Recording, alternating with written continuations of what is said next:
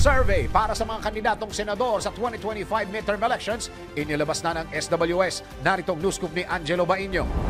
Inilabas na ng Social Weather Stations o SWS ang kanilang pinakabagong pre-election survey para sa darating na midterm elections 2025 na isinagawa noong January 17 hanggang 20 ngayong taon. Nangungunang kandidato sa pagkasenador si ACT-CIS Representative Erwin Tulfo. Nakakuha ang dating kalihim ng DSWD ng 45% na boto. Sinundan siya ng dating Senate President Vicente Tito Soto III na mayroong 38%, habang magkasunod naman sina Senator Lito Lapid at Senator Bongo na mayroong tig 37%. Taos puso naman ang pasasalamat ni Senator Bongo sa mga sumusuporta at nagtitiwala sa kanya.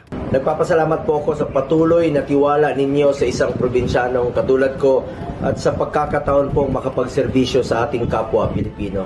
Patuloy po ako magseserbisyo sa abot ng aking makakaya.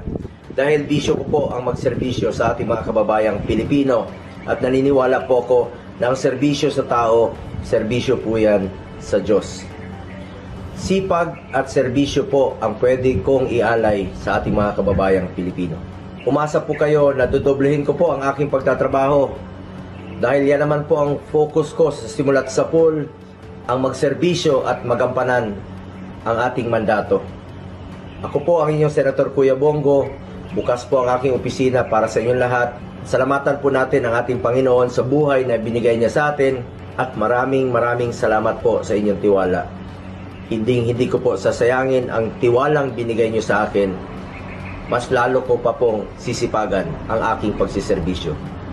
Kabilang din sa mga nangungunang pangalan sa survey sina broadcaster Ben Tulfo, Makati Mayor Abby Binay at TV host Willie Revillame, na pawang kabilang sa mga paboritong kandidato sa Senado. Nilinaw ng SWS na ang survey ay isinagawa sa pamamagitan ng face-to-face interviews at may national margin of error na plus-minus 2.31%.